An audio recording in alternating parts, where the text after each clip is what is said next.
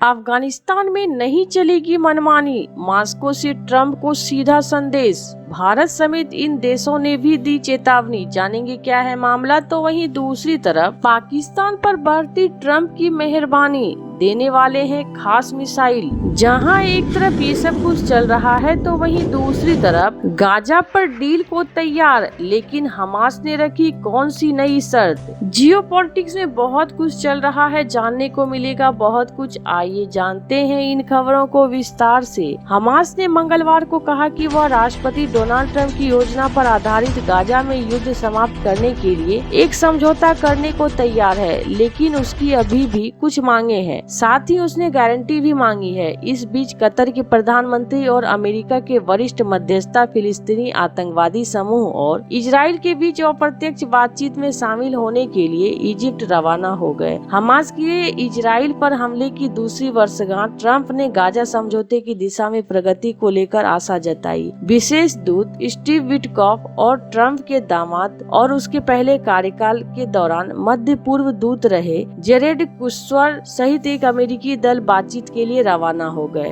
अमेरिकी राष्ट्रपति ने ओवल ऑफिस में पत्रकारों से कहा कि मेरा मानना है कि गाजा से परे भी मध्य पूर्व में शांति की संभावना है। एक सूत्र के मुताबिक उस दिन के लिए बातचीत स्थगित कर दी गई थी और माहौल सोमवार की तुलना में बेहतर था। सूत्रों ने बताया कि वरिष्ठ मध्यस्थों की उपस्थिति को देखते हुए बुधवार को होने वाली वार्ता यह तय करने का निर्णायक संकेतक होगी कि प्रगति संभव है या नहीं। एक अधिकारी ने बताया कि प्रमुख मध्यस्थों में से एक कतर के प्रधानमंत्री शेख मोहम्मद बिन अब्दुल बुधवार को गाजा संघर्ष विराम योजना और बंधकों की रिहाई समझौते को आगे बढ़ाने के उद्देश्य से बातचीत में शामिल होंगे। मिस्र के रिसोर्ट शर्म अल शेख में बातचीत के दूसरे दिन हमास के शीर्ष नेता खलील अल हैया ने मिस्र की सरकारी अल काहिरा न्यूज टीवी में बताया कि समूह गंभीर और जिम्मेदार बातचीत में शामिल होने आया है। हैया ने कहा कि हमास डील के लिए तैयार था, लेकिन वह चाहता है कि इस बात की गारंटी मिले कि युद्ध खत्म होगा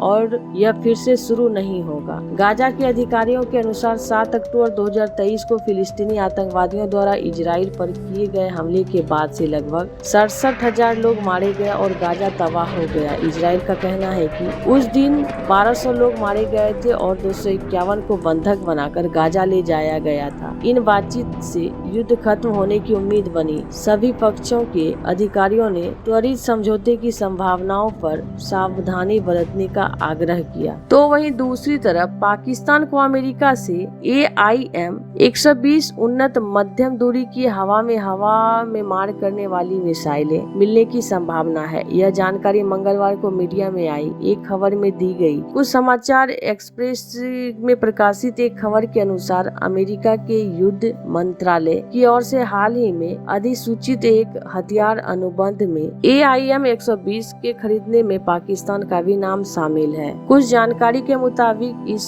कॉन्ट्रैक्ट में Britain, Poland, Pakistan, Germany, Finland, Australia, Romania, Qatar, Oman, Korea, यूनान, स्विट्जरलैंड, पुर्तगाल, सिंगापुर, नीदरलैंड, चेक गणराज्य, Japan, Slovakia, Denmark, Canada, Belgium, Bahrain, Saudi Arab, Italy, Norway, Spain, Kuwait, Finland, Sweden, Taiwan, Lithuania, Israel, Hungary और तुर्की के विदेश सैन्य बिक्री शामिल है। हालांकि अभी यह स्पष्ट नहीं है कि पाकिस्तान को कितनी नई मिसाइलें दी जाएगी, लेकिन इस खबर के सामने आने से पाकिस्तान वायुसेना के F-16 बेड़े में उन्नत होने की चर्चा हो रही है। गौरतलब है कि पाकिस्तान एयरफोर्स के chief of air staff air chief marshal Zaheer Ahmed Babar ने जुलाई में अमेरिकी विदेश विभाग का दौरा किया था। रक्षा प्रकाशन कुवा के अनुसार AIM 120C8 AIM 120D का एक्सपोर्ट वर्जन है। यह अमेरिकी सर्विस में एमराम का मेन वेरिएंट है। कुछ रिपोर्ट के मुताबिक एयरफोर्स वर्तमान में पुराने C5 संस्करण का इस्तेमाल करती है। इनमें से 500 और 2010 में उसके नवीनतम ब्लॉक 52 F-16 के साथ अधिकृत किया गया था। यह खबरें ऐसे वक्त में आई है जब अमेरिका और पाकिस्तान के रिश्ते काफी प्रगाढ़ हो रहे हैं। खास तौर पर मई में पाकिस्तान और भारत के बीच संघर्ष के बाद भी पाकिस्तान लगातार अमेरिका के करीब आने की कोशिश में लगा हुआ है। पाकिस्तान ने अमेरिकी राष्ट्रपति डोनाल्ड ट्रंप को दोनों देशों के बीच संघर्ष विराम का श्रेय दिया। इसके अलावा पाकिस्तान ने ट्रंप के लिए नोबेल शांति पुरस्कार की मांग कर डाली।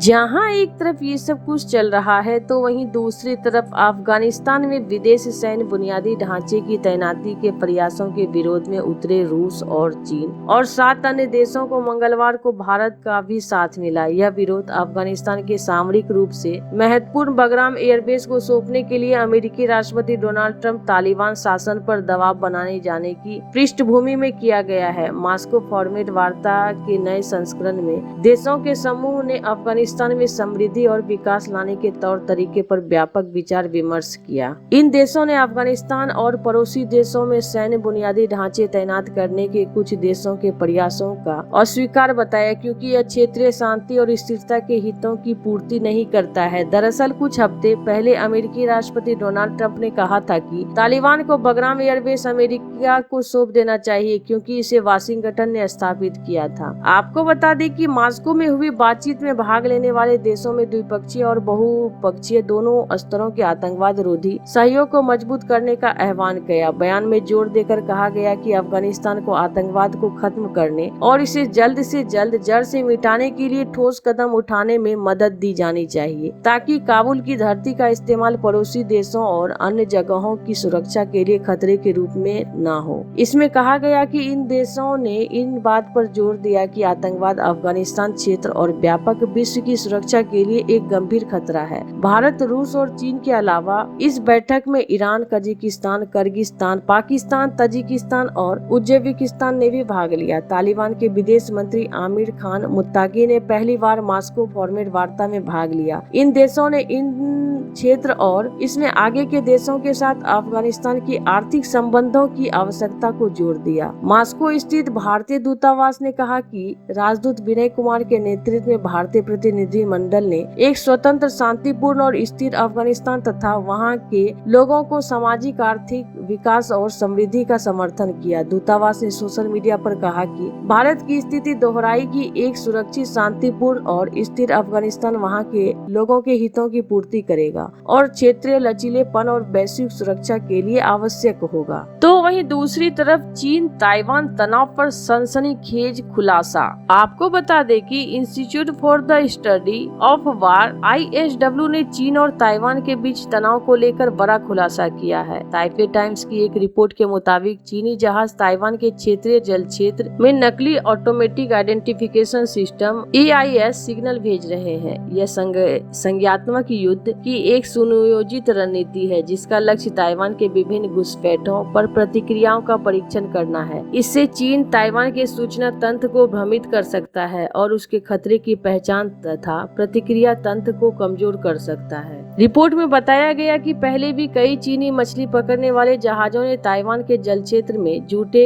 AIS सिग्नल उत्सर्जित किए थे। इनमें से एक ने रूसी युद्धपोत की नकल की थी जबकि दूसरे ने चीनी कानून प्रवर्तन पोत का भेष धारण किया था। ताइपे टाइम्स की रिपोर्ट के अनुसार उसी समय और स्थान पर कई अन्य मिन्सीयू नौकाओं ने भी झूठे AIS सिग्नल भेजे, जिनमें से एक ने टगबोट का रूप लिया तो दूसरे ने किसी अन्य मछली पकड़ने वाले जहाज का। इससे स्पष्ट होता है कि चीन AIS स्पूफिंग का सहारा लेकर ताइवान के सूचना वातावरण को दूषित कर रहा है और कथित घुसपैठों पर ताइवान की प्रतिक्रियाओं का मूल्यांकन कर रहा है। कुछ रिपोर्ट में जोर दिया गया कि एक ही नाम वाली कई नावों द्वारा निकट समय और स्थान पर विभिन्न नकली सिग्नल भेजना एक समन्वित रणनीति का प्रमाण है। कुछ रिपोर्ट के मुताबिक ये मछली पकड़ने वाली नावें संभवतः चीनी समुद्री मिलिशिया का हिस्सा है जिसका चीन अक्सर ताइवान, जलडमरू, मध्य और दक्षिण चीन सागर में ग्रे जोन दबाव उत्पीड़न और निगरानी के लिए इस्तेमाल करता है। इसके अलावा 15 से 17 सितंबर के बीच चीनी तटरक्षक जहाजों ने किनमेन काउंटी के आसपास के प्रतिबंधित जल क्षेत्र में 4 बार घुसपैठ की। ऐसे आपको क्या लगता है इन सब मामले में? आपकी क्या राय है? कमेंट कर जरूर बताएं। जल्द मिलते हैं अगले वीडियो में नई खबर के साथ।